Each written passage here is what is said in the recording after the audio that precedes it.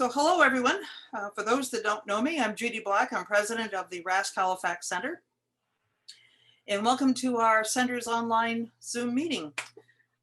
As many of you can appreciate, I'm sure you recognize the fact we've been utilizing Zoom for well over a year now, or almost a year now. And we seem to have great success with this format. So we'll continue on until such times as we actually get to meet face to face. We hope to be addressing at each meeting various topics that members are very much interested in. And certainly if any member has a topic that they would like to see addressed at any one of our meetings, please let us know. We'd love to hear from you, and we'll certainly try and find a speaker to address whatever topic you wish to hear about. There are various presentations today. I'll let Glenn tell you whether during his presentation, at the beginning of his presentation, whether or not he wants questions throughout. Otherwise, we can leave our questions to the end of the session. Otherwise, there is the chat window that people can use and ask questions there. We'll make sure that they do get asked at the end of the session. And please, if you haven't already, please mute your microphone, except for the speakers, obviously. We'll get going on that. And for those of you who are attending who aren't currently members, we strongly encourage you to become one. After all, there are several perks to becoming a member, such as the fact that you automatically get sent the Observer's Handbook. This is the one for 2021. Every member receives one as part of their membership fees. And just to brag a little bit about Halifax Center, 9 of our members are actually contributors to this publication, so quite proud of that fact.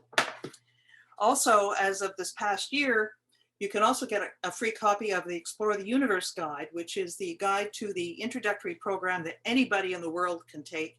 And it introduces you to the various aspects of the universe that we see when we look up in the dark sky. Tagged along with that, you can also purchase, you don't get this for free, this one you do have to purchase, but you do have access to the Explore the Universe guide. And it does have the checklists along with the logbook entries, along with the submission sheets and the application form in it. So it's all in one neat little package for you. But also as part of your membership, there's all sorts of stuff. One is subscription, annual subscription to Sky News, or the RASC's magazine. And there's some neat stuff in there. The journal as well, the Journal of the Royal Astronomical Society of Canada. And I'll show you some special treats that are in here in the February edition of it a little later. And certainly as part of that membership, you also have access to various special publications, such as our calendar, which I will talk a bit more. This is 2020's because 2021 is up on my wall.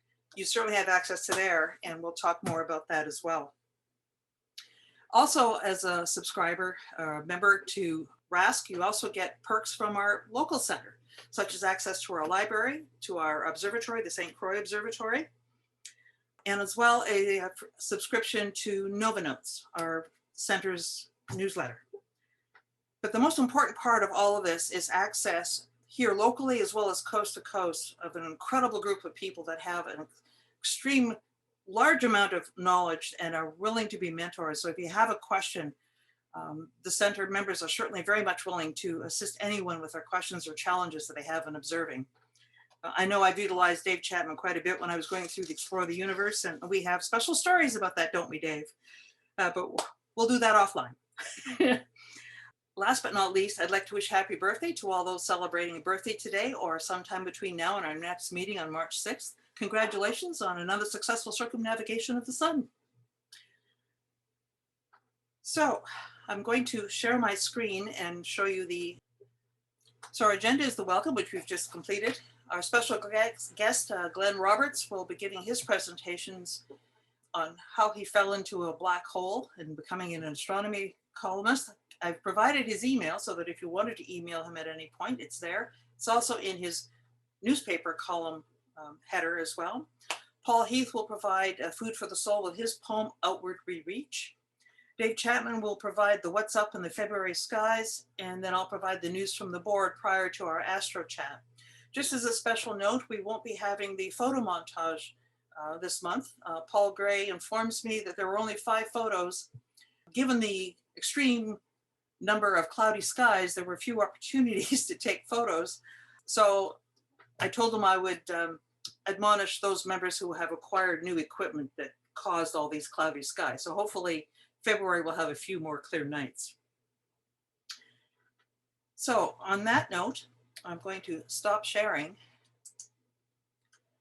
and I will introduce Glenn Roberts to folk. So, and this is from Glenn. So Glenn, it's going to be a little lengthy, but thank you. Glenn was born in Glasgow, Scotland, but when he was about 5 years of age, he emigrated to Canada. And he has lived in various parts of the country, Ontario, Quebec, New Brunswick, and Nova Scotia, as well as in Connecticut, but he currently resides in Stratford, PEI. He is a former member of this center, Halifax Center, but he's also was a former member of the Charlottetown Astronomy Club, and I'm hoping he'll give us some information about the future of that group. Over the past 30 years, he's enjoyed speaking to various groups, young and old, about the enjoyment of viewing the night skies, and that fostered a desire to start writing about it. He acquired his English Lit BA from UNB. He came here to NASCAD for his Bachelor of Environmental Planning, to TONS for the Master of Urban Planning, and now he's at UPEI in the process of completing his PhD in environmental science. So he's a busy man. He also, and more importantly to us at this point in time, is that he is a syndicated columnist in the Chronicle Herald. He has a weekly column called Atlantic Skies. And if you can see this, there's his latest column that was in the paper earlier this week, A Low Earth Orbit Satellite is Cluttering the Sky. And he provides a really wonderful article there along with what's up during the week. And so without further ado, I will let Glenn explain to us about his journey from Bachelor of Literature to, or from youth to now. Take it over, Glenn. Thank you, Judy. First of all, is Mr. Pitcairn there, Doug?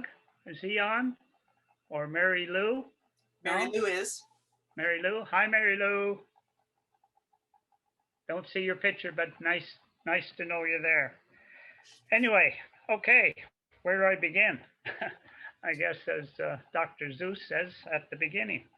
As Judy alluded in my little blurb there, was born in Scotland, emigrated to Canada. When we came over in '52, my mom and dad separated. My sister and I were put in foster homes for the next 10 years. Not to make you cry or anything, but that I ended up, the beginning of my astronomy journal actually took root when we, in one of the foster homes we lived in up in the Muskokas in Ontario, far from the Toronto City Lights. When we were done, well, we lived in a real rural setting. I mean, it was like an hour bus drive to the rural school, and we didn't have any neighbors for miles around. So the area we lived in was very, very rustic, and as a consequence, no lights around. I used to sneak out of the house at night, and just behind the house was a very, very large granite hill, and I used to go up there at night and lay on top, lay on my back, and just look up at the night sky.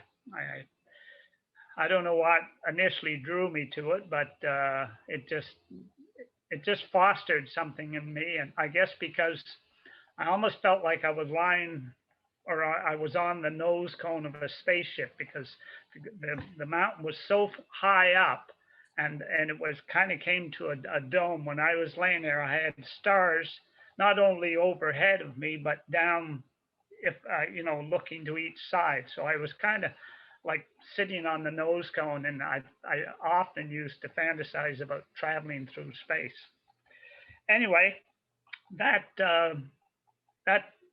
lit the fire in me, I guess, so to speak. And I started reading about the sky. I mean, this was in the late 50s. And there wasn't a lot of books on astronomy in the rural school that I went to, a 3-room school. I think there were 2 books I read there on it, but I read them all, and some of them had, star charts and stuff. So I used to try and find my way around the sky.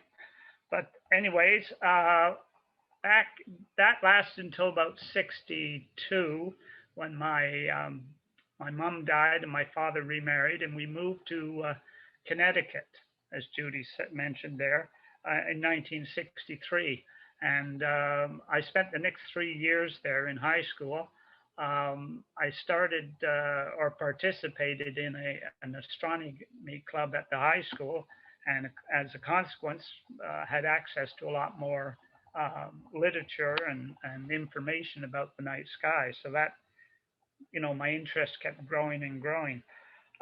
In '66, I graduated, and even though I was a Canadian citizen, I got drafted for Vietnam. I told them promptly what they could do with that request, and as a consequence, I had to leave the country. So I came up to New Brunswick and attended UNB, and that started, my education, my formal education over the next couple of decades. And while I was at UNB, this again, well, by then it would be the mid 60s, early 70s. I tried to start an astronomy club there, but there didn't seem to be much interest at that time. I don't know if it's so much had to do with the fact that the mid 60s in Connecticut were a very volatile time in terms of rock music, politics, the environmental movement, everything. By that time I had long hair and I was playing myself in a rock and roll band. I wasn't very popular at school in terms of, at least with the administration. Just a funny aside, how strict things were. I used to get called down to the office every morning by the principal, and they would measure my hair to see if it went over the collar of my shirt. And if it did, they would send me home. So I spent quite a number of days being sent home. I mean, that's just an aside, but so the opportunity there to really form an astronomy club didn't kind of, come to germ. So that kind of stopped things in track. But then when I got to UNB,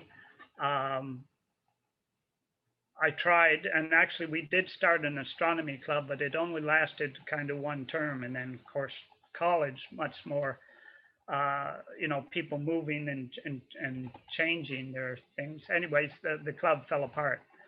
I then spent the next years traveling around, going to different colleges and whatever, and eventually ended up in Halifax at NESCAD, where I took a couple of degrees, and then ended up at Tons to do my master's in urban rural planning. And it was there at that time, as Pat and Mary Lou will remember, and Dave Lane, Dave Chapman, I became a member of the Halifax club.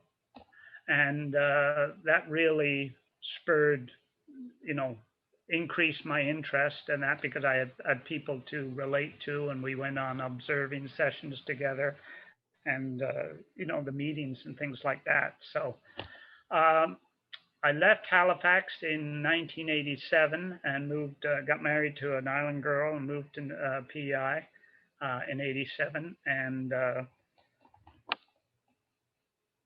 worked for the provincial government as a land use planner.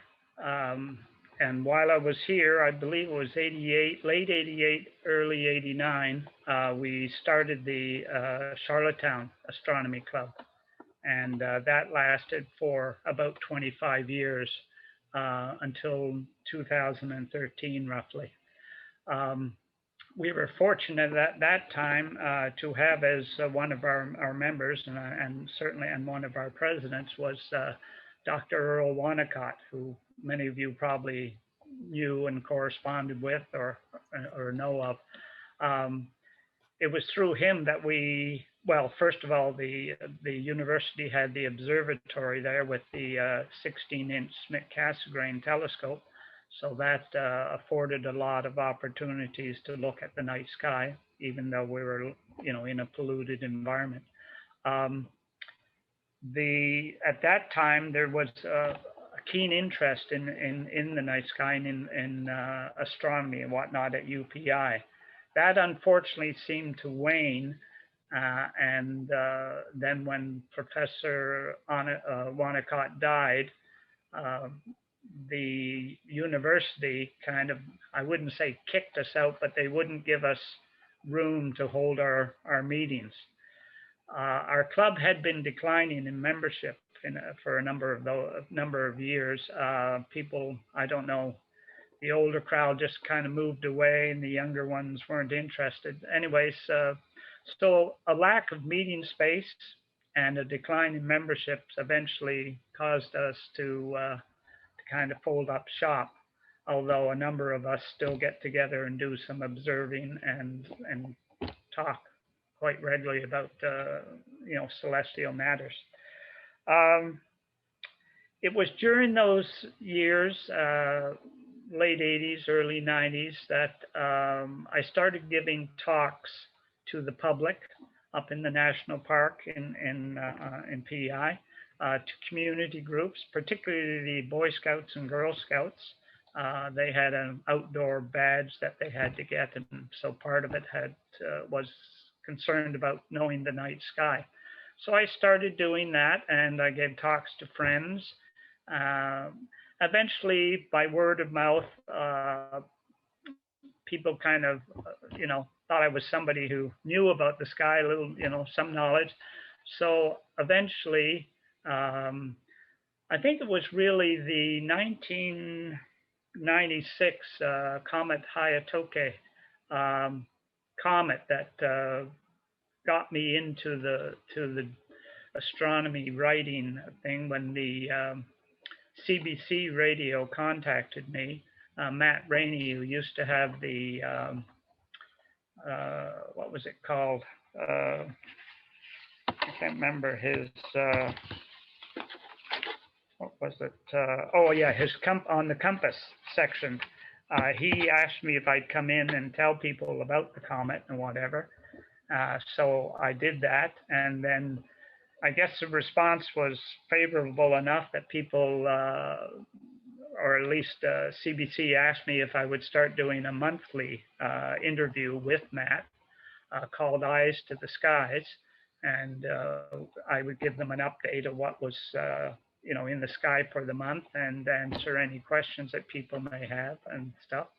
So, it was just a short little 10-minute, 12-minute blurb, and, they would edit it to fit whatever time they had.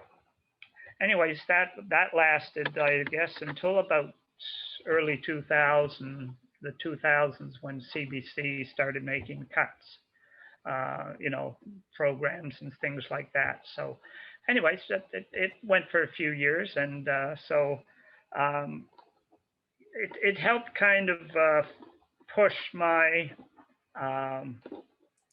what would I say, my exposure as somebody who knew something about the night sky.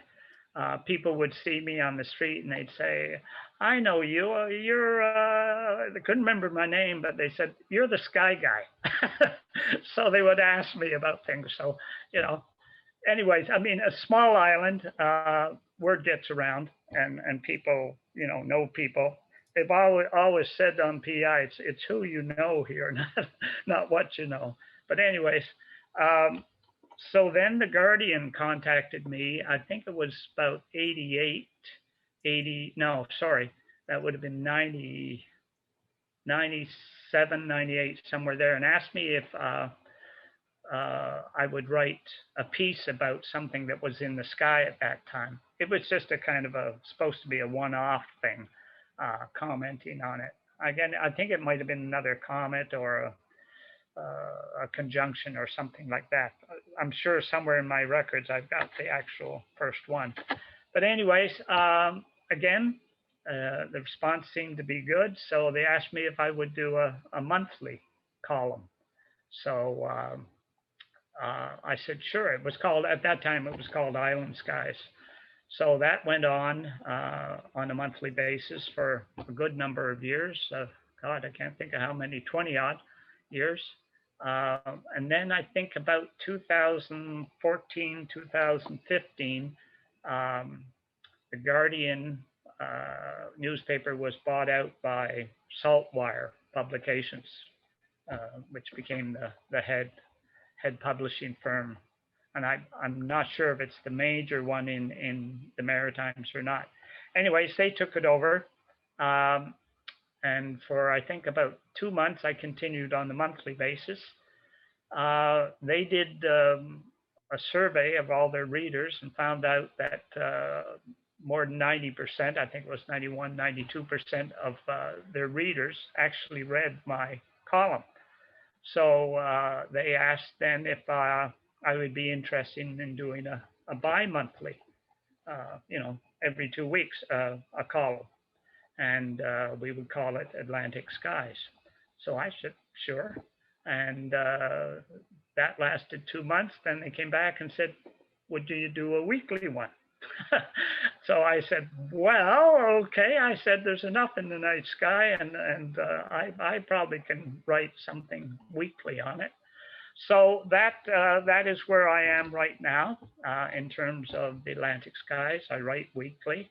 I send it in the week prior, like I always send it in on a Wednesday, and it gets published at some point, Monday, Tuesday, Wednesday, throughout the Maritimes. It's also on their online media things. It gets sent across the country. As a consequence, I've had interviews, radio interviews, talk interviews with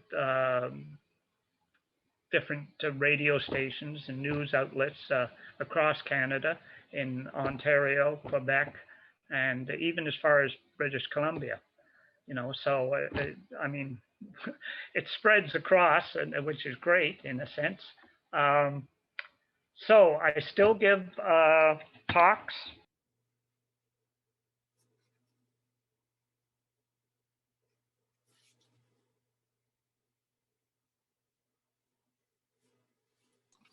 Oh, we lost your voice, Glenn. A second here. Sorry, there we go. Okay, I must have inadvertently hit it, sorry. So I continue now with my weekly Atlantic Skies column. Whenever I get the opportunity and weather permits, I take my 12-inch Meade Schmidt-Cassegrain telescope up to Cape Breton, which is beautiful clear skies up there. I have a trailer up there near the Margaree River. I go up there salmon fishing, fly fishing for salmon. So I always take my telescope in the summer and in the fall to do observing. My own interest are galaxies, distant galaxies, that probably Pat and Mary Lou can remember. I check off every one that I can see. I'm well over 1,000 now, I believe. I give just last year, we set it up. We were going to do what's called a in the park at dark public event over here in Stratford. They have a municipal park, and it's reasonably protected from the city lights. So we actually started getting that organized, and then of course the pandemic hit. So that was, kind of put the kibosh on that. But we are hoping that once the island gets vaccinated and whatever, and a bit of time passes, and we are sure that it's going to stick, we're still hoping to get that done. Let's see, what else am I doing? I'm talking with the Island School Board about doing an in-class astronomy session for elementary kids, grade 3 through 8 probably. I'm preparing a children's astronomy book called Why the Sky is Blue and Not Pink. And what else am I doing? On my own private thing, I'm doing a bit of astro sleuthing. I'm I'm actually preparing an article for publication on any comets or asteroids or fireballs that are mentioned in fiction, in books. What got me started with it was I was reading Victor Hugo's book Notre Dame, and in the introductory paragraph or section to it, he mentions a great fireball that fell in Paris on March the 7th or 8th in 1618 that fell on and started a fire that destroyed the Palais de Justice building in Paris. So I've been trying to do a bit of research around that to find out if that was actually a true event or if it was just, you know, a fictional license, poetic license on the part of Hugo. I have found references to fireballs and comets and asteroids in the 1600s, but I haven't been able to nail one down specifically falling in Paris at that point. And as Judy mentioned, I'm doing my PhD in environmental science at UPI. Don't ask me why at 73 and having 4 other degrees, I decided to do it, but it's always been a lifelong goal of mine, so what the hell? You're never too old to follow your dreams, I guess.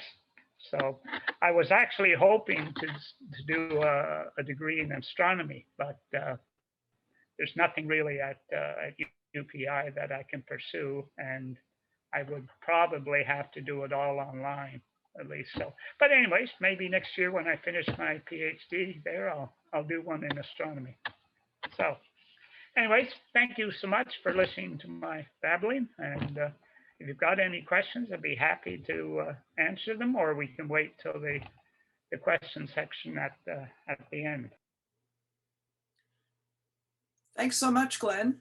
I do have a question for you. In fact, I wrote a question down and said, what is your favorite area of the sky to investigate? And of course, you answered it. You said galaxies was your number one, and you said you had viewed over 1,000. Have you logged all of them? Yeah. Have you logged them, and are you planning on writing anything about that experience?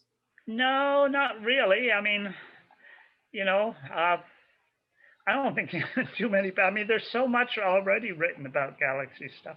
I don't think there's anything original that I could contribute. To me, it was just kind of one of those little things I took an interest in and just wanted to see how many I could find. You know, some of them, as Pat and Mary Lou and Doug would understand, and many of them that we actually did look in some of the telescopes when I was in Halifax, are nothing more than a tiny little smudge. And if, you know, it's just a fact of, oh yeah, there's obviously something there, and it says on the star chart or wherever that it's there, so it must be, you know, NGC 1459 or something like that, so you check it off. So, yeah. Hey, Glenn, it's Dave asking or talking. I was interested that you mentioned there was a period of your time where you kind of went away from astronomy and got involved in other things. And I find that very interesting because the same thing happened to me. I got started in astronomy when I was 10, and I got my first telescope. I had an observer's handbook. I started an observing log, and all the way through school and high school, partway through university, I just started getting distracted by other things, and I kind of left astronomy by the wayside. And I was away from it for almost 10 years before I came back and started up again after I settled down and started working. So I was very interested in your comments. And I have a little bit of a story to go with that. Somebody showed me a picture of the General Assembly in Ottawa in 1974, and they have those group pictures. And they said, "Hey, Dave, isn't that you standing at the back there?" And I looked at it and I said, "Yeah, that's me. But you know what? I have absolutely zero recollection of anything that happened there. I just don't remember being there at all or what happened." So anyway, I was wondering what brought you back? Like, you were away from it, and what brought you back? Or maybe you mentioned that, but maybe you could go over that again. What brought you back to astronomy? Well, it was really my time in Halifax when I was doing my degrees there. I can't remember exactly how I came to join the club, uh, whether it was meeting Doug or Pat. Uh, I can't remember exactly. Pat, can you remember anything of when we first met? Because you and Doug were working in the techie lab there, and but anyways, just to follow up on you, Dave, it was really there, and I like I said, it could have been an ad in the newspaper, might have been a notice somewhere, or it might have been through Pat or Doug or Mary Lou, but that's what brought me back was just finding somebody, and realizing that there was an organized group that I could join, and there'd be people to talk to and things like that. So Yeah, well, I came back into astronomy when I arrived in Halifax a few years. The guy I shared an office with, some people on this at this meeting might remember Dale Ellis, and he was a pretty active member back then. And he and I shared an office, and said, "Yeah, I used to do astronomy." And so I slowly started getting interested again, and then got more and more involved. And ironically, he kind of backed away, so we kind of switched places there. But it was coming to Halifax and joining and being brought into the Halifax Center that got me going again. So maybe there's some message there. yeah, that's definitely what it was for me, Dave. So and probably for a lot of people.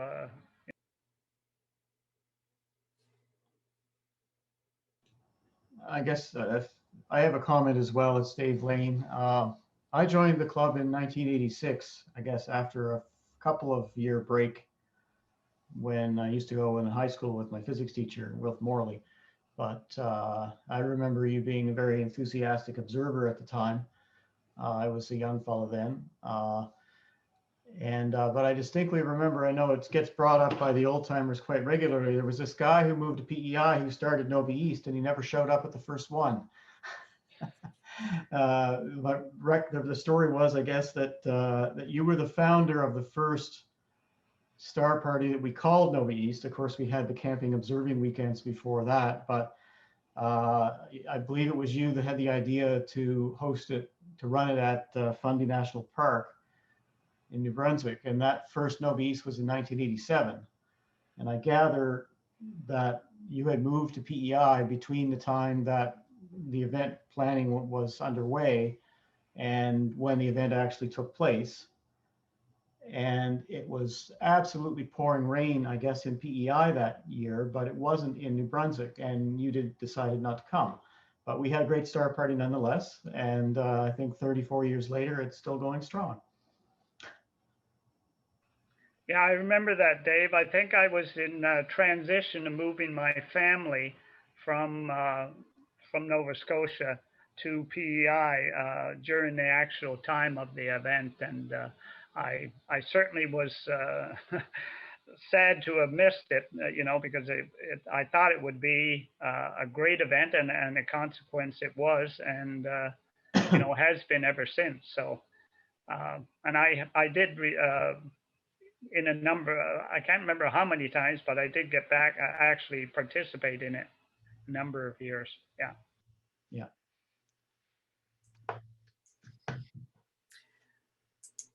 Ironically, the last camping observing weekend was in 1986, and that was in Prince Edward Island. Not very many people went to that. Well, a lot of us couldn't find it because Glenn had sent out the directions that you got off the ferry and you drove down this road and you looked for a big, I don't know, red house, blue house, and just past it there was a potato field, and then there was a road that went down through the potato fields through the woods to the beach. And about a week before the actual event, the people that owned the house painted it a different color. Yeah. And we only found it from driving up and down that section of highway and looking for a road that went down through a potato field. Turn right at the potato field. Yeah, I didn't realize Glenn had anything to do with that.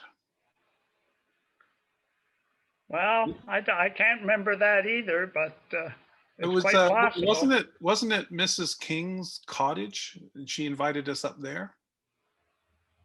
Anyhow, I don't think it had anything to do with Glenn, is what by my Oh. recollection. It was some member that we had who lived in PEI at that time, the year before.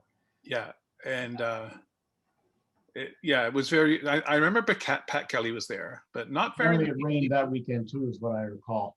Oh, yes, it really Okay. rained well because we discovered that when the inside of your tent gets soaked with water, that Pampers are really good at soaking them up. Yeah, we were. I was there with Gordon Hawkins, and we bailed and went and stayed in a rooming house or a bed and breakfast or something like that, which was also a disaster because what I didn't know was that the woman that ran it was a cat lady, and I'm allergic. It was anyway, better left as a long ago memory. But I missed the first two Nova East because I was in England in '87 and '88. So my first one would have been in '89.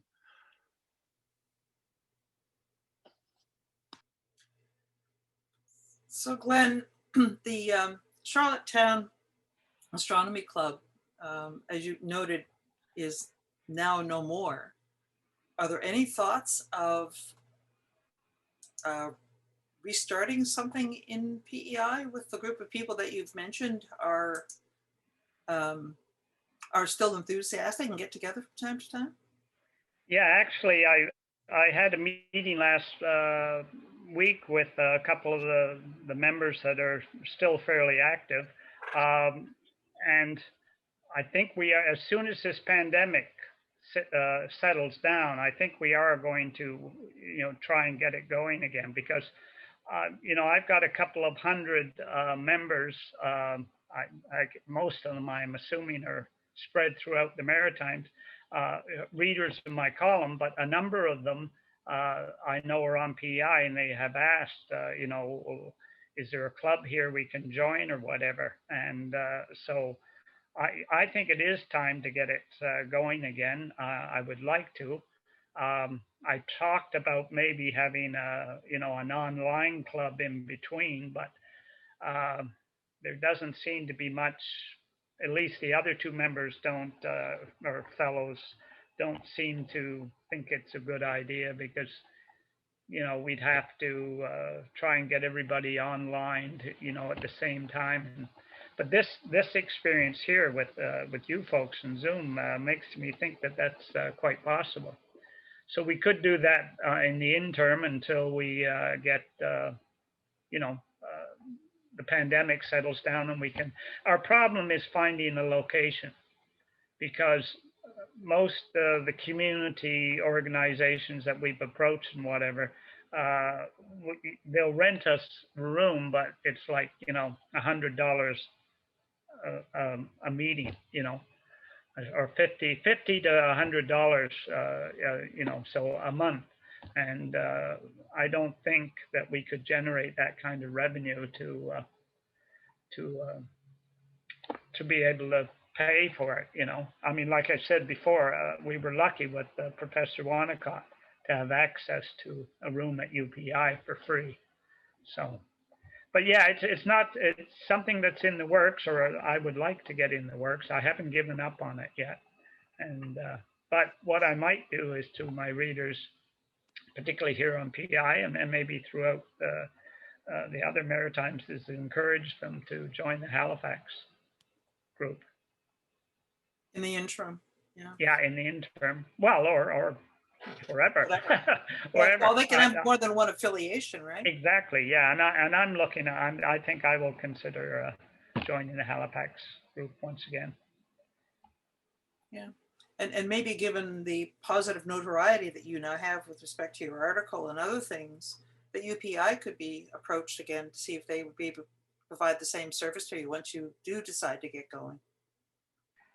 Yeah, if I say, look, we've got 30 people who are willing to, show up every month, for a meeting, maybe they will. So. That'd be great. Any other questions or comments for Glenn? Yeah, Glenn, you mentioned you're going to go into the classroom. You're setting up for the classroom. I find that's one of the most fun things to do. I've been working on that for quite a few years, and I've got, I don't know if you've watched any of our Zoom meetings and that, but I have a lot of hands-on demonstration material that I use with the kids to promote the solar system and the moon and everything else. So, and if you want any ideas on how to make models or whatever for kids, give me a shout. But best of luck with the school one. It's always a good, rewarding time to go into the classroom. Yeah, thanks, Paul. I'll get in touch with you about it because it's, I mean, young minds, they're like sponges. They can absorb a lot of things. Plus, you can entertain them in all sorts of manners, you know, and make it fun for them. That's what I like to do. You know, stories or plays or puppets or, you know, colorings or things, you know. So yeah, I'll definitely touch base with you, Paul, in the future. Thanks. So Glenn, it seems to me that there's some sort of Facebook group connected with the UPEI Observatory, which is actually dedicated to Professor Wallacott. Do you have any contact with those people? There I go again. No, actually, I don't. I'm not on Facebook. I had heard about this group, but I'm not real techie. Well, I guess, yeah, I don't think you need to be on Facebook. That's just where I got the information from. I see posts from them from time to time on Facebook and on Twitter. And there's actually a guy named Chris Wallacott, who's the grandson of the fellow you mentioned. And he posted, there was an article, a CBC article on the dedication of the observatory. So I guess what I'm thinking is, like, we benefit from our association with St. Mary's University, and we don't have to pay for our meeting rooms.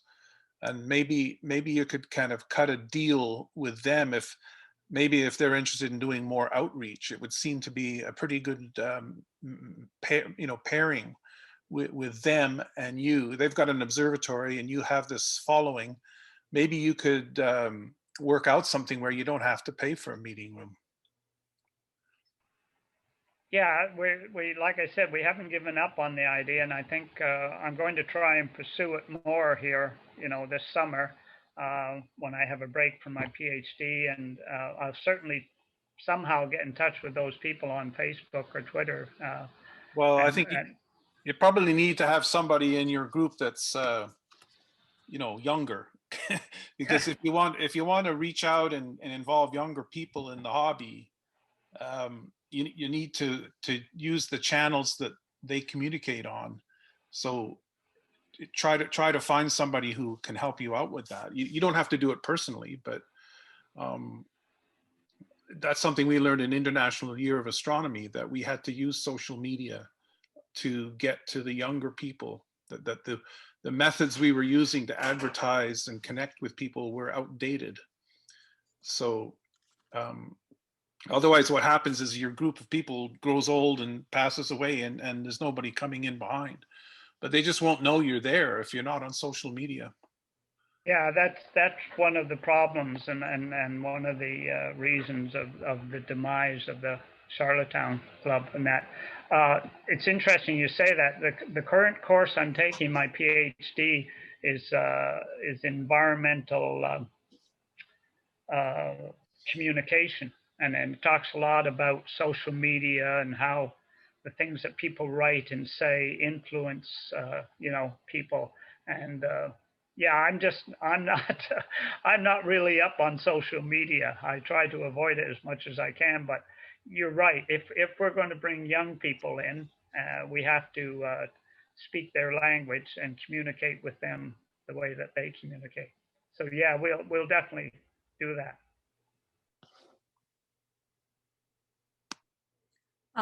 If I could just make a comment, kind of in response to Dave Chapman.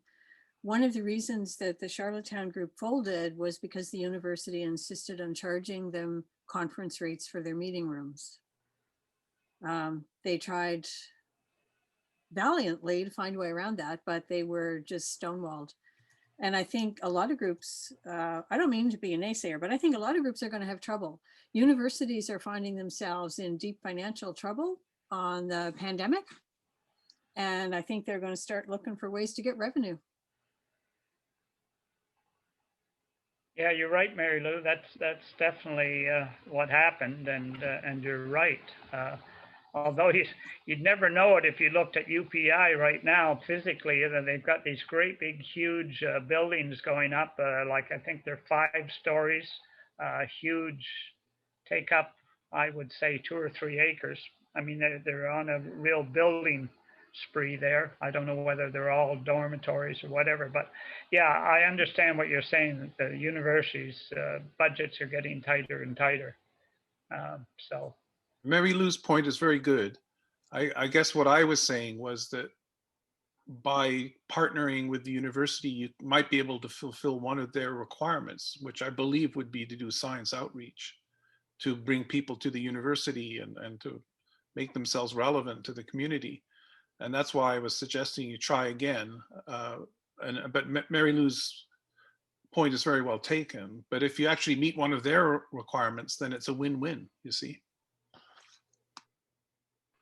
well, I'll keep you updated on our progress on that. I would love to get the club going again.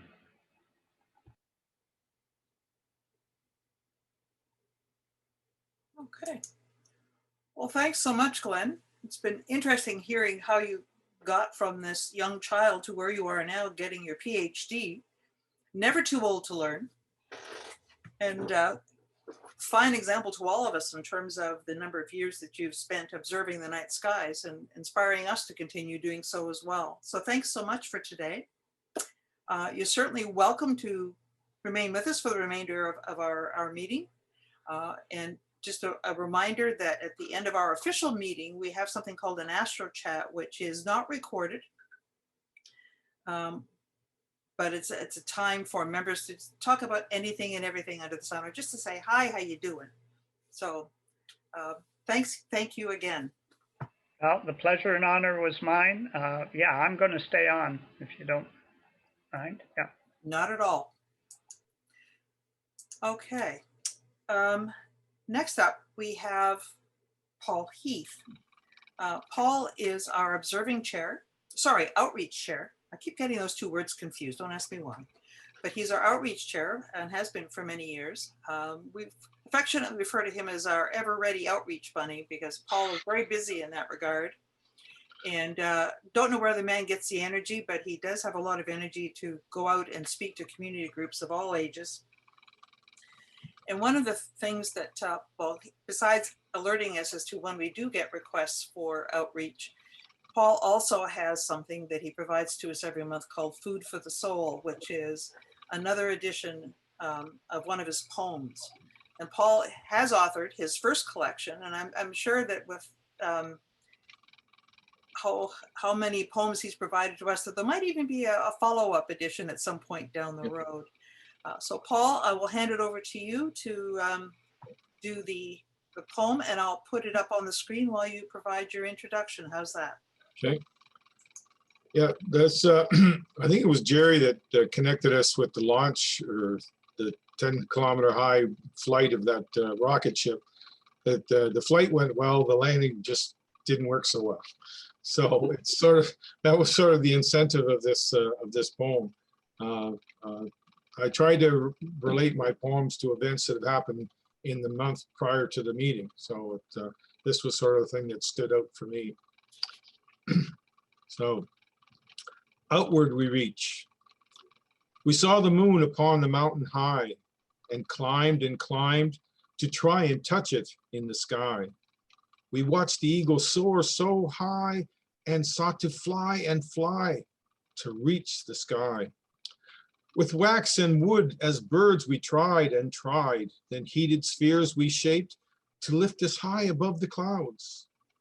But still upon the mountain high, the shining sphere sat and begged us higher climb. With smoke and thunder harnessed, we drove into the air to heights that even eagles would not dare. Then climbed and soared and fell to climb again once more. With 1,000 lions' roar, we leapt and drove beyond the sky. In pride, sustained above the air, we circled our deep blue world below. But still upon the mountain high, the shining sphere sat and begged us higher climb. Then with the roar 1,000 dragons made, we breached the sky. In victory, left footprints pressed upon the gray dust of 1,000,000,000 years.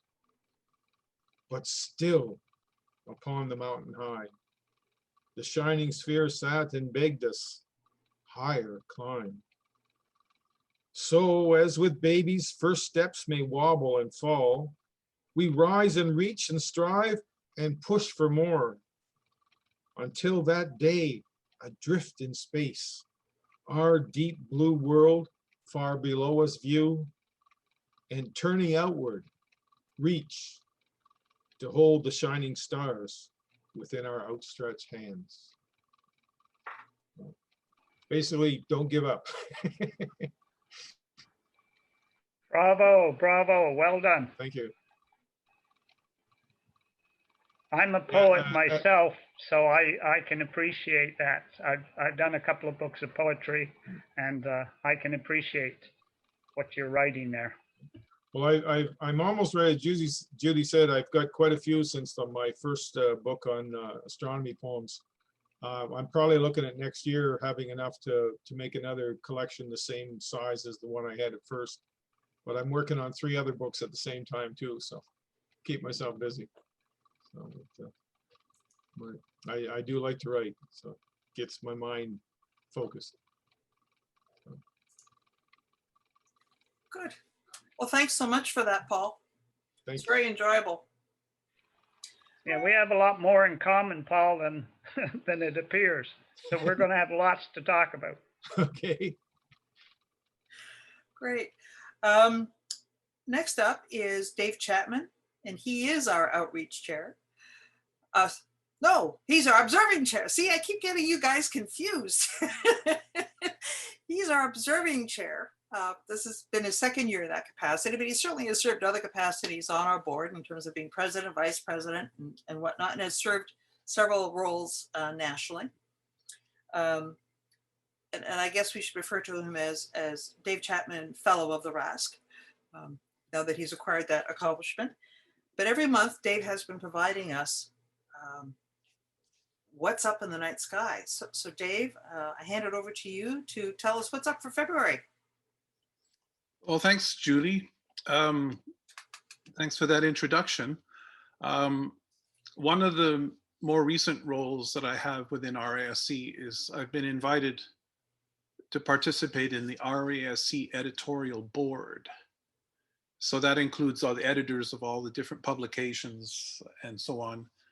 I'm not the editor of anything, but I think what they decided was that I complained so much, it would be better to have me on than out. So they invited me on because I shouldn't say I'm complained, but I have a lot of opinions about how publications should look and how they should be handled. And so they've included me in the board. And so a couple of projects that are underway that I thought I might just report to people is that there's going to be an update of the Explore the Universe guidebook. So this was kind of an update to the second edition. Phil Groff calls it the 2.5 edition, but when they came out with this new cover and a few things, I said, well, we had an opportunity there to make some corrections and stuff. Anyway, so now me and my big mouth. So now I'm helping Charles Ennis update that to the 3rd edition. Now, we're not talking about making any super big changes, but there's a couple of things that I want to put in there. And so if anybody out there is using it and has any ideas or corrections or any kind of thoughts about how things could be improved, please pass them along.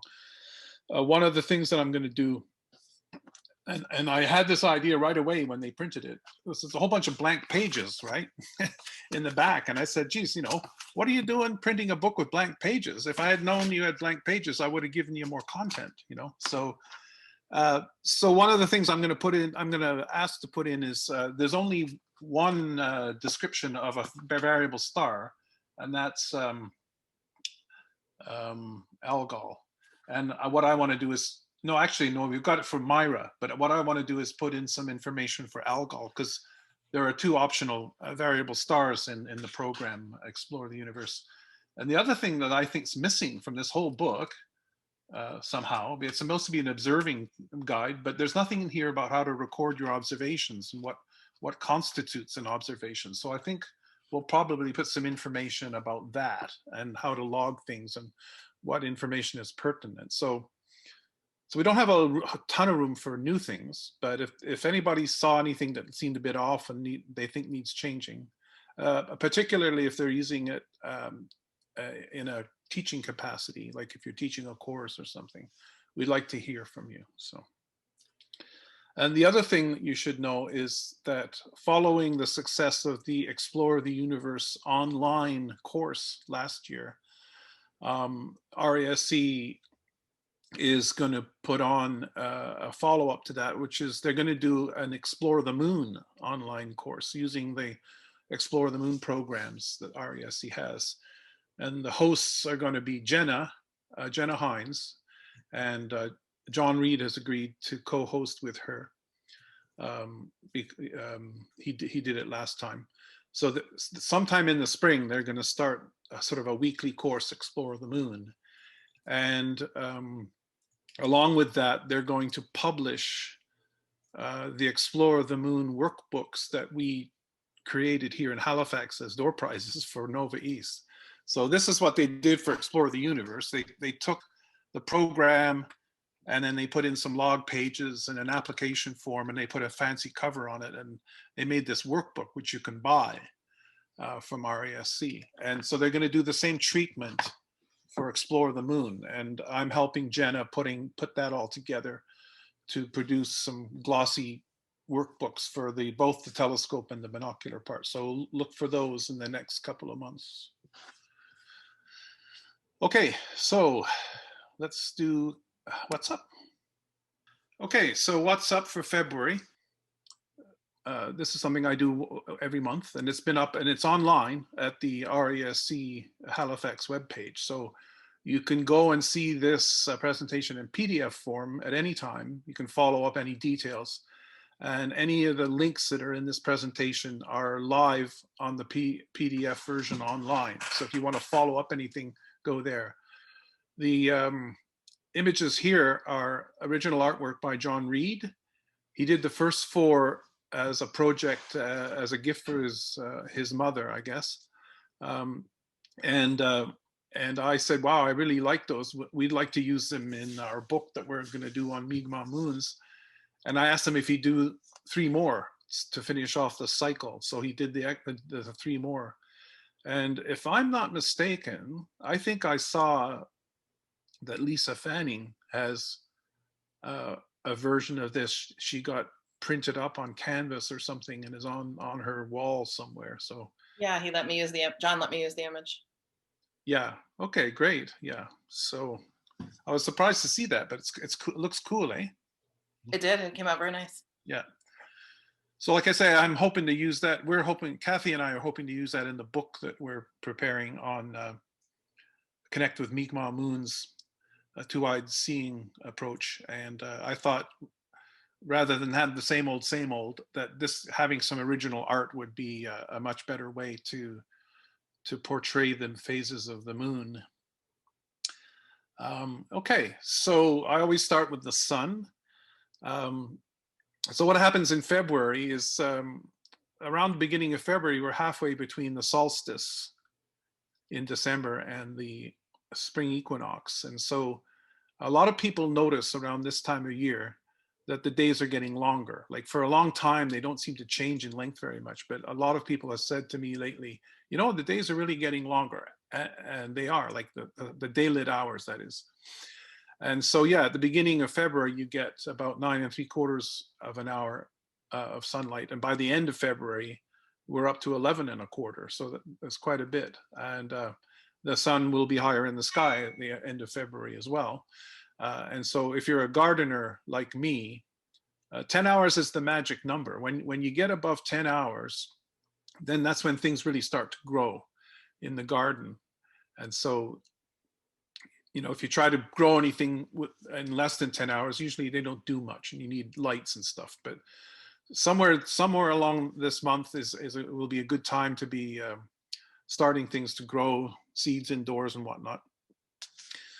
And these are the diagrams for the first and the end of February. And again, if you go to the RASC Halifax YouTube channel, you will be able to see an animated version of these, what I call day-night graphics, including where noon lands and the length of daylight, the length of the twilight, and so on. Anyway, I've been noticing that it gets lighter in the morning and it stays lighter at night.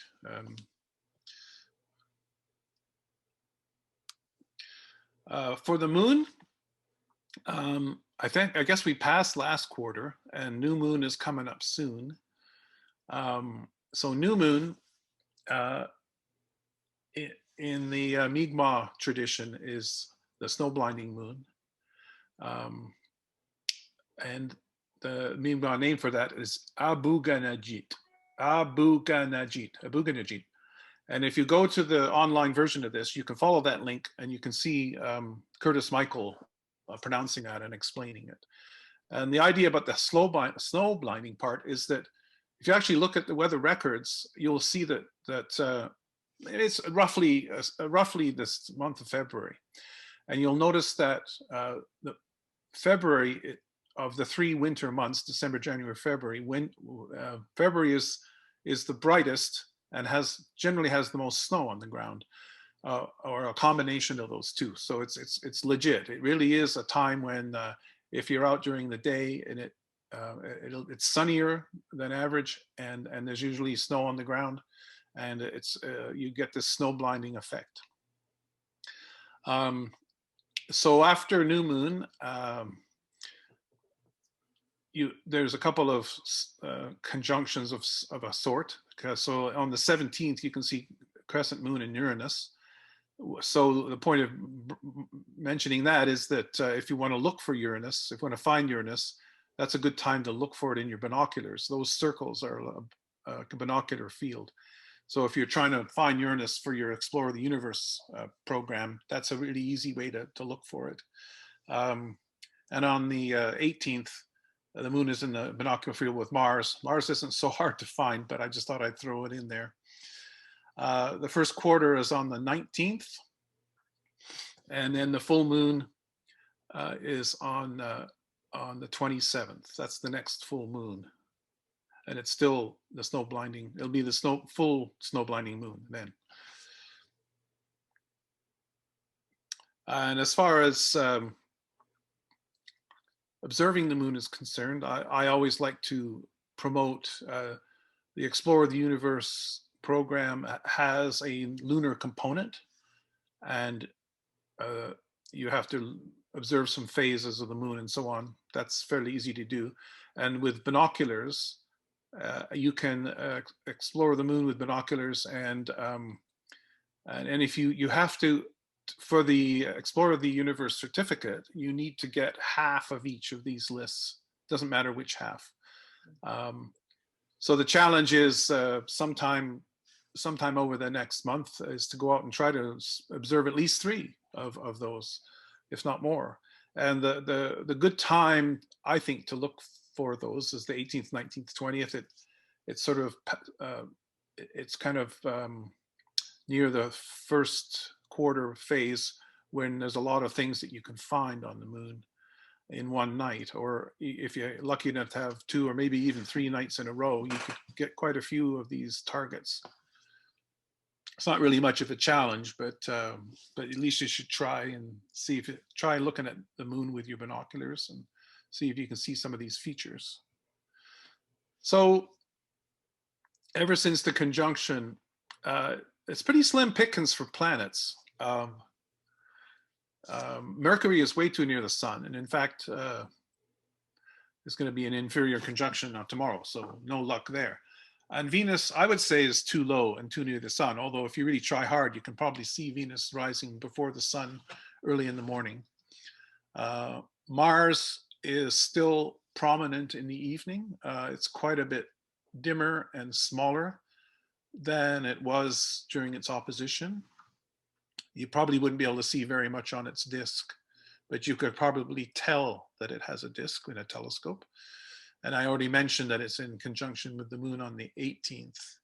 And Jupiter and Saturn, you might as well just forget about it. We had the conjunction in December in the evening sky, and they've kind of been slipping around behind the sun. And they're technically in the morning sky now, but I think you could only observe them with great difficulty this month. Maybe March, if you're the kind of person that gets up early to observe planets, we might be able to see them next month. And then the only other planet is Uranus. That's your best bet, actually, after Mars, is to find Uranus in Aries. It's pretty constant magnitude all year. It has a small disk that you can see in a high-power telescope, and you can even see the color. So this is a real challenge. I don't know if this is even possible. And you'd probably need to have a good telescope, maybe a dark sky. But the challenge is to look or photograph the moons of Uranus. It's not impossible. I've been able to do it using the robot telescope at St. Mary's, Ralph, the 24-inch plane wave. And I've been imaging Uranus, and there's a lot of light scatter and diffraction, but you can usually pick out 3 or 4 of the brighter ones, the ones that are indicated here. And the interesting thing about that is that the way things are arranged, like Uranus is tipped over on its side, and its polar axis is pointing not exactly at Earth, but kind of in our direction. So the orbit, the moons of Uranus go round and round in ovals. They never get occulted or they never transit from this point of view. So they're always visible. Whenever you look, they're always there somewheres. And you can, in Stellarium or Sky Safari, you can see where they would be located and where to look for them. Anyway, that is a real challenge. So you astrophotographers out there, I'd like you to see if you could image Uranus and its satellites, and maybe even some observers, although I think you'd need a pretty good telescope to see it. The 14 to 15 mag, and then of course then there's the background sky to contend with. Anyway, getting back to Explore the Universe, this is the last of the 3-month winter season. So next month we'll be getting into the spring constellations and so on. So the winter constellations on their way out: Auriga, Gemini, Taurus, Orion, Canis Major, Canis Minor. They're all pretty familiar, I think, to most of us.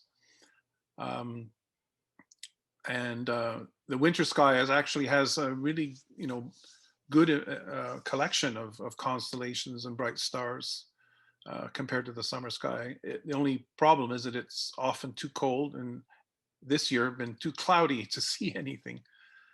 But if you're working on Explore the Universe or thinking about it, if you start now, you'll get the winter ones in the bag, and then come fall, you'll be all set.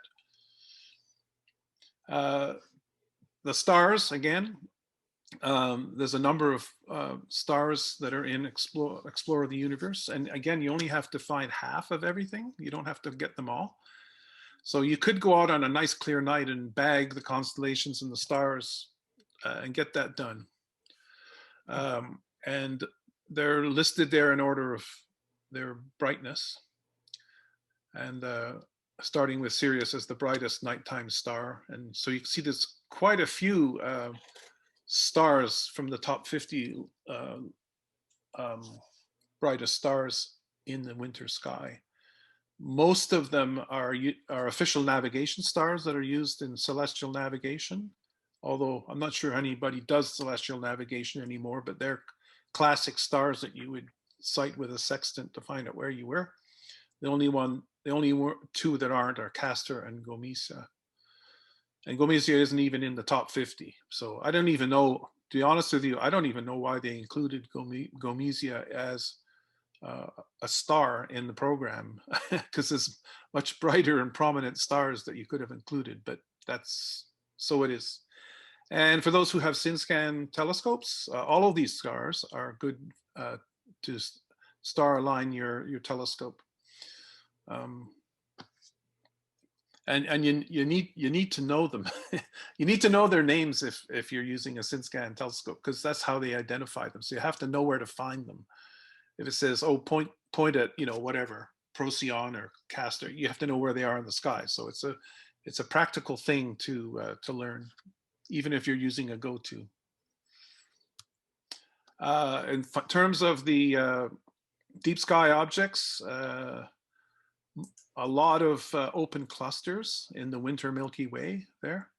Most of those items are open clusters. The only one that isn't is the Orion Nebula, which is a very nice binocular target, telescope target. Even in light polluted skies, you can get something out of the Orion Nebula. Of course, the Pleiades and the Hyades are well-known nearby star clusters. Campbell's Cascade is more of an asterism, and it was it was identified by Father Lucien Campbell, who is a Canadian astronomer, RASC member, and Sky and Telescope named this asterism after him. It's up in an obscure constellation called Camelopardus, and I always at this point, I always ask Judy her method for finding it, because she's got this sneaky way of finding it. Yeah, I couldn't tell you where Camelopardus is in the sky, but I know where Cassiopeia is. And if you take your fingers in this formation across the width of Cassiopeia, whoops, the other way, I guess it's, well, depends what time of year Cassiopeia is pointing. But if you put your two fingers on the two furthest stars in the W, and then from, I'm going to say my left, I don't know which star Well, that is, I apologize. I guess we can't see you because I'm sharing the screen, so. Ah, all right. Well, anyways, you've got your fingers as if your thumb and your baby finger are spread as far apart as you possibly can. Okay. And Yeah. your baby finger will be on the one side of the W and your thumb will be on the other. So whatever width that happens to be in at arm's length. Then you put your baby finger where your thumb was and keep that same spread of fingers. And that should be the start of Campbell's Cascade, the upper start. Yeah. And at that point, you start looking for what I refer to as the hockey stick in the sky. Okay. You know, I was thinking I should have made a slide on that. A number of times I've asked you to explain it. We should put together a slide on that. Sure. Yeah. Unfortunately, next month it's the spring stars, so we'll be moving on. But we could maybe throw something in. I'll think about it. Yeah, and at the bottom of Campbell's Cascade, there's a little nice little star cluster, NGC 1502. You might see it as a smudge in binoculars, but in a telescope, it looks rather nice. So try to look for Campbell's Cascade. It should be pretty high up in the sky this time of year. You know, just looking up. You know. And again, I'm going to propose that people look for Algol. This is a really good time to watch the variable star Algol, because again, it's high up in the sky and the nights are long enough that you can actually, on the right night, you can see at least half of the eclipse of Algol in civilized hours, I would say. So on February 9th, which is a couple of days from now, you could start looking at 6:30 and you could watch it fade. And by 11:30, it will have dropped over a magnitude. So that's kind of something, and you can do this just with your eyes. You don't need to use binoculars, although it might help. And on February 12th, there's an opportunity to see it brighten, starting at about 8:30 at night and brighten up to 1:30. Now, of course, there's other times you can see this, but I only put up the civilized ones where you don't have to stay up all night. Anyway, just, you know, maybe if you haven't ever watched that, it's a nice way to get started in variable stars. And And you can, like I say, it's an optional target for the ETU. You don't need to do the variable stars, but we left a couple in just for people who were looking for something extra. Okay. I think, Judy, you're gonna try to submit a complete ETU, I think, with everything, including the optionals. How's that going? This is actually the last optional I have, the last object out of the 110 I have to get. Well, there you go. There you go. I expect to hear from you next month. Well, the sky gods be willing. Oh yeah, there's that. You're really hoping it's going to be clear, aren't you, Dave? Well, you can always hope. I gave up hoping 2 months ago. Well, I saw Saturn and Jupiter on 9 occasions between early December and when I couldn't see them anymore. I thought that was pretty good. It was like 1 night in 3, which is about typical for Nova Scotia. But there have been long intervals where you can't see anything.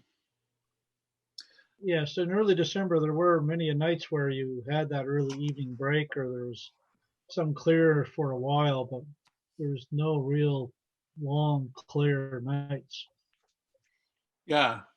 So I'll stop here for questions and comments, and I'm using this. This is Fiona Morris's prize-winning photo. She sent it into a competition that Saltscapes had, and she got first prize. And she now has I think it's a 2-year lease on a Subaru Impreza, I think. That's correct. Yeah, and she doesn't even have her permanent license yet. Anyway, she's got the car, and then come March, I think she's going to get her license and she'll be able to drive it herself. Although she says she's not supposed to stay out after midnight, which is kind of cramps your style if you're an astrophotographer. Anyway, she's enjoying it. Yeah. So does anyone have any questions about that? Dave, there was a couple things that came up in the chat. Okay. Dave Hoskin noted that he was able to image Uranus with the 4 moons using an 80mm refractor and an AS-183 MC camera. Oh, wow. Well, maybe you should share that with us, Dave. I'd be interested to see how you fared. And the question I had, you mentioned that there's going to be a review of the ETU guide. Yes. Is there going to be a parallel review of the workbook to go with it then? I don't know what you mean.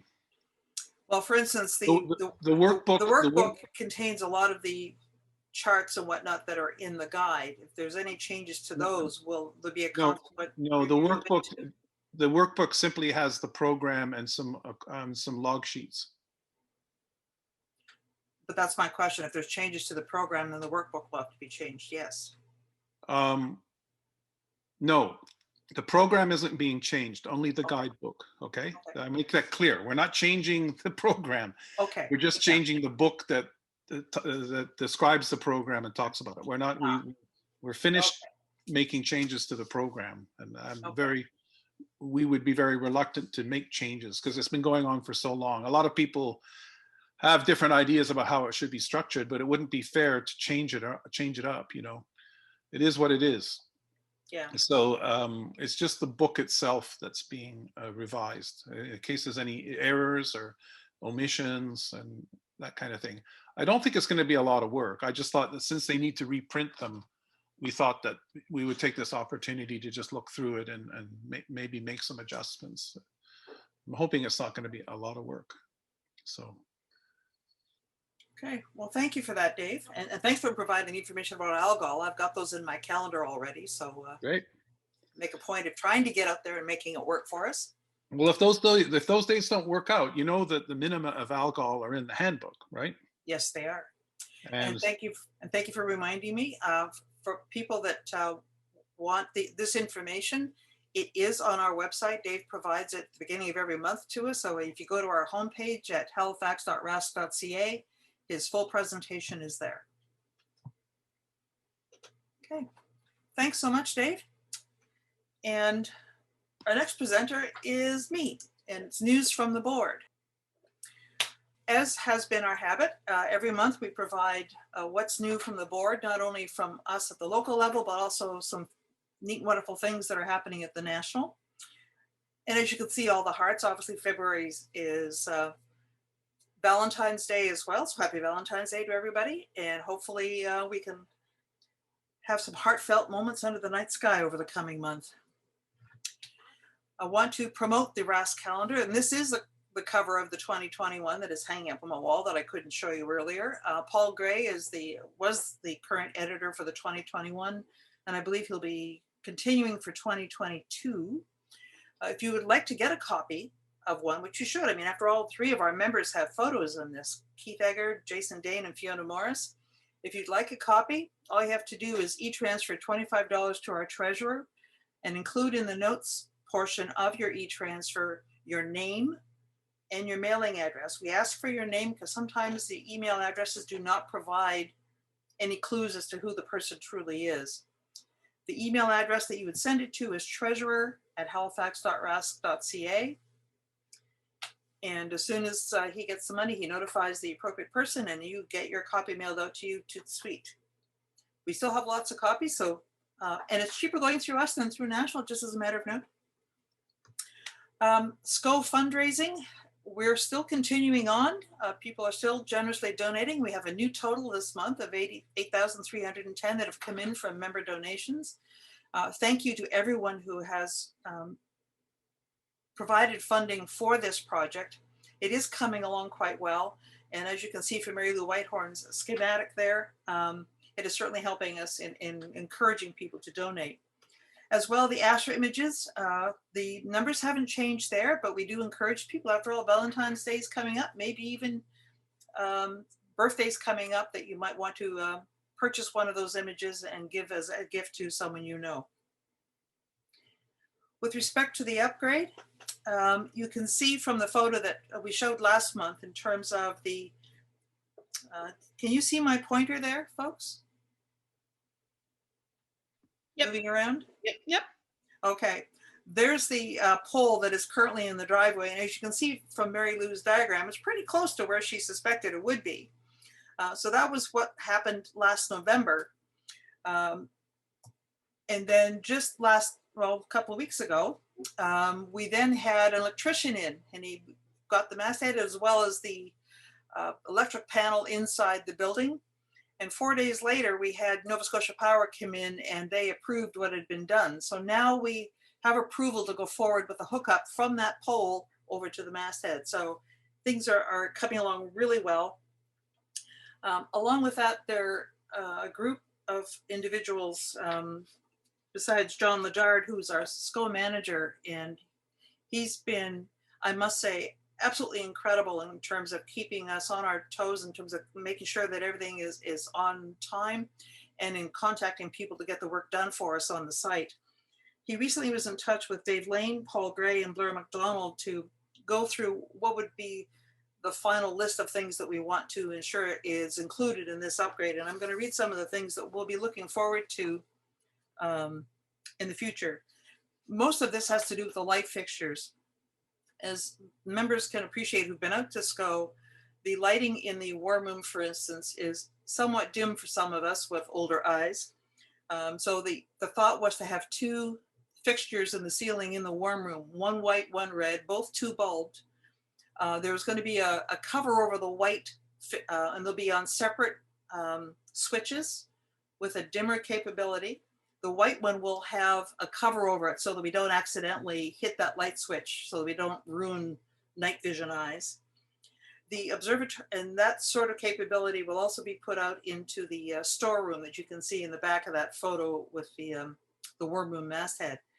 It will have only a single bulb, white and red light. The, what do you call it? There will be outlets, additional outlets put into the observatory itself. Right now there are double outlets in each of the 4 corners inside. We're looking at adding a 4 duplex outlet four duplex outlets in each of the corners. So there's 4 outlets in each of the corners, as well as 1 in the center, and also adding a couple on the outside of the observatory. And keeping in mind that these will be turned off on a switch in the worm room, so that the exterior ones in particular cannot be used by anyone that happens upon site and figures, oh, look, there's an outlet, I can use some power. So there's going to be lots of things. We still haven't decided, we haven't acquired an electrician to do that yet, but that will be in the works. Observing certificates. Congratulations to Dave Hoskin for his telescope Explore the Moon. Dave has several other certificates related to astroimaging, and so now he's looking at his visual observing. So congratulations, David. We also have some Halifax Center stars. This is a section of the presentation that I like to focus on individuals who've had special recognition in the Royal Astronomical Society, as well as outside. Dave's sketch of Mars appeared in the February 2021, the most recent edition of RASC, and it was in an article called Peering at Mars. And also in the same edition, Blair MacDonald, in his usual contributed article on Imager's Corner, has another article. And I only showed page 1, but I believe it's a 4-page article. An interesting read for those of you that are imagers or wanting to get into that area. How did I miss that? Miss what? That reference to me in JRASC. I don't know. Have I not been reading my JRASC? Perhaps not. Also, if you go look at the back cover of your latest edition, you will see Mike Gatto's incredible artistry of Mars that he's been sketching over the process of the Mars opposition. And our hope is, fingers crossed, waiting to hear back from him. We're hoping that we can get Mike in for a brief presentation on how he drew these and his coloration techniques. So look forward to that in a subsequent meeting of our center. And as Dave already pointed out, Fiona Morris was the Grand Prize, Subaru Canada Grand Prize winner of that Subaru Impreza 2-year lease. And her photo was called Railway to the Milky Way. And if you read the descriptor to it, she basically waited until the Milky Way was literally in line with the railway before she snapped that shot. So congratulations to Fiona. Beautiful photo. And Dave, I believe he was interviewed yesterday, but the broadcast date is February 11th on a program called the Actual Astronomy Podcast. The podcast originates out in Saskatchewan by 2 guys by the name of Chris and Shane. No last names, I could not find them anywhere, but I believe, Dave, one of them was a member of Halifax Center? Chris Beckett is a former member and a good friend I've kept in touch with over the years. And yeah, I listened to their most recent podcast. It's just audio, and it hasn't been recorded yet. Tomorrow. Oh, it's tomorrow, and then it'll actually be broadcast on the 11th. Is that right? I think that's Thursday. Yeah. So yeah. I really like it because I don't have to prepare. I don't have to put a PowerPoint together. I'm just going to talk to them. It's more of a conversational type thing. Yeah, Jerry and I have listened to a few of them, and they really are interesting. So he said that I didn't want to talk about the lunar X, and that's not exactly what I said. He said that we should talk about the lunar X, and I basically said, well, we shouldn't just talk about that because it's an hour-long thing, and I just thought that wouldn't be interesting enough. But we'll be talking about a bunch of different things. But I don't mind talking about the lunar X because Chris Beckett was there when I rediscovered it at the Nova East in 2004. He was camping right next to me. And so he's part of the story. So I told him the other day that I'll be happy to talk about that story because it's a fun story. In fact, he was really annoyed at me because he was trying to sleep. It was early in the evening and it wasn't quite dark yet, and he was trying to sleep, and I got all excited and was rousing everybody, and he came out of the tent and like, so anyway, it'll be fun tomorrow, and then you'll hear the result on Thursday. Yeah, and there's the link, the actual astronomy.com if you want to listen to the podcast next week.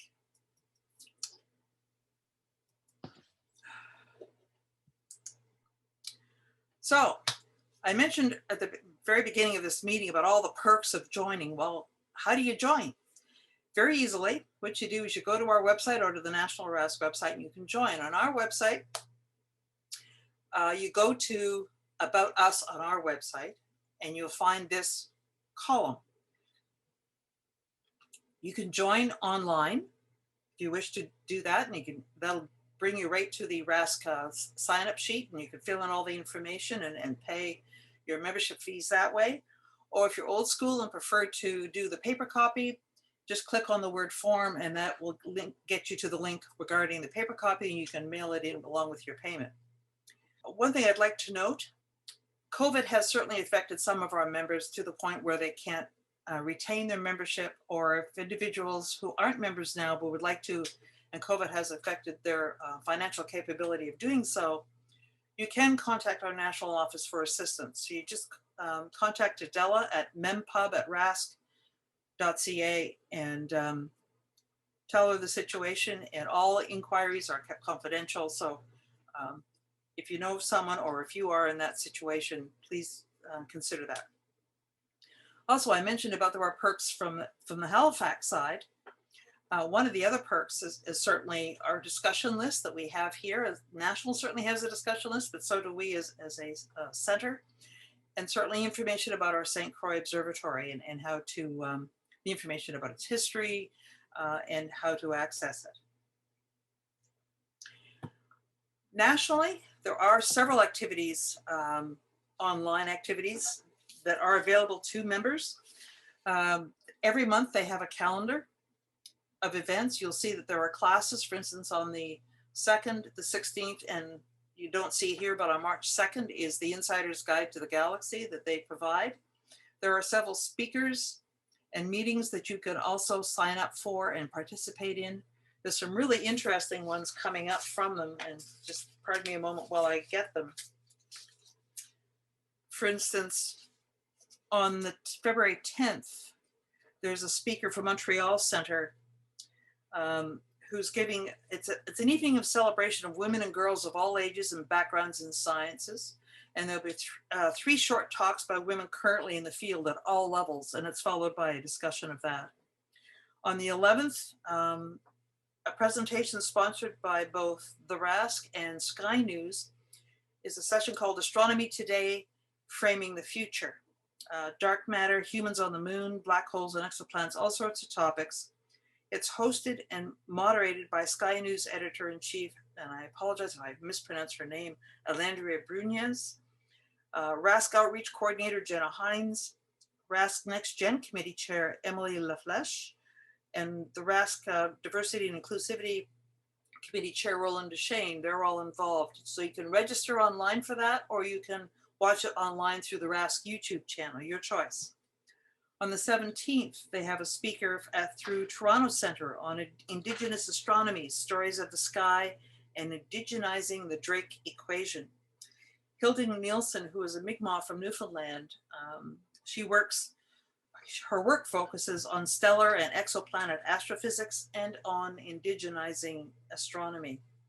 On the 18th, you also see a speaker, and this is sponsored by Calgary Center, and Ashley Walker will be addressing infrared transmission and reflection of Titan aerosol analogs. The 22nd, Toronto Center again has a Stellarium introductory course beginning. You have to register for this one, and they're only allowing 10 registrants to participate, but they are maintaining a wait list. So if you want to, if you missed the one that some of the introductory sessions done by RASC, this is your opportunity to catch up on it again. RASC Toronto Center on the 27th again is hosting Up in the Sky. It's an illustrated 1-hour presentation, but you do have to register, and you have to register before the 26th. So if you want more details on these, go to the website and click on any one of them. Also, you'll notice on the online activities, not only the speakers, but also the Explore the Universe online, the e-reads from our archives. The Explore the Universe is sort of, it's been pre-recorded sessions from Jenna Hines and our very own John Reed. So if you want to participate in those, again, you can review them and go through. And as Dave mentioned, hopefully soon, sometime soon, there will also be one about Explore the Moon series coming up. We'll let you know when that happens. It might be as early as April. That'd be wonderful. Yeah. So a heads up with respect to our meeting dates and events. Our members' meetings are usually held on the first Saturday of the month, unless it happens to fall on a holiday weekend. March 6th, we have Dr. Luigi Gallo from St. Mary's University. He's going to talk about advances in black hole research in areas such as imaging, galactic center, gravitational waves, and other things, as well as talk about a bit about his own research in that area. The following month on April 10th, note it's not the first Saturday because April 3rd is Easter weekend. So we have it April 10th, and we have Adam Gonzalez, who's a PhD student at SMU. I haven't quite clarified his topic yet, but I know it'll be intriguing. May 1st, we're absolutely thrilled that we've got Chris Gaynor from RASC Victoria Center. Chris was national president. He's been involved with astronomy for too many years to count. And he recently wrote a book, and one of the chapters in it had dealt with amateur use of the Hubble, and he's expanding that for an article in JRASC. So when we asked him to address it on our behalf, he said, perfect timing. So he's coming on May 1st to address amateur use of the HST. And then June 5th, thanks to Paul Gray investigating this on our behalf, we have Leslie Sage. He's the Nature magazine's astronomy editor. So we're looking forward to that. Our Nova East Star Party, which we talked about at the beginning of the session with Glenn and Dave, was originally scheduled for, is still scheduled for August 6th to 8th weekend. However, given the pandemic, we will be having to wait until April or May to determine whether or not this event does go forward and in what capacity it goes forward, if at all. It may have to be canceled, but our fingers are crossed that we can still commemorate that event somehow. In either case, there are 4 meeting dates for the fall.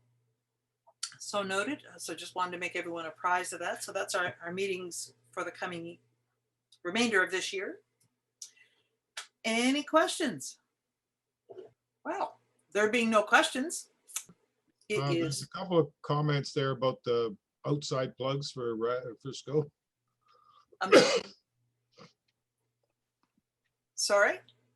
Comment, there were asked about outside plugs for scope for the pads. Oh, sorry.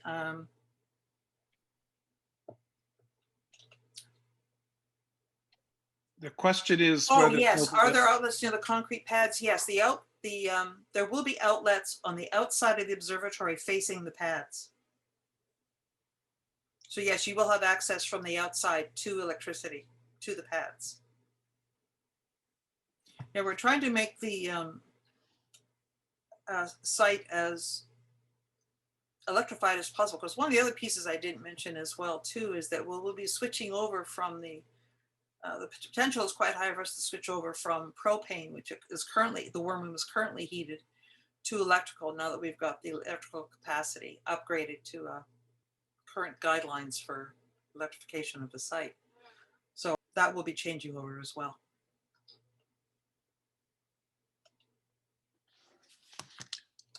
Okay, all right, well, that being the case, it is 2:43.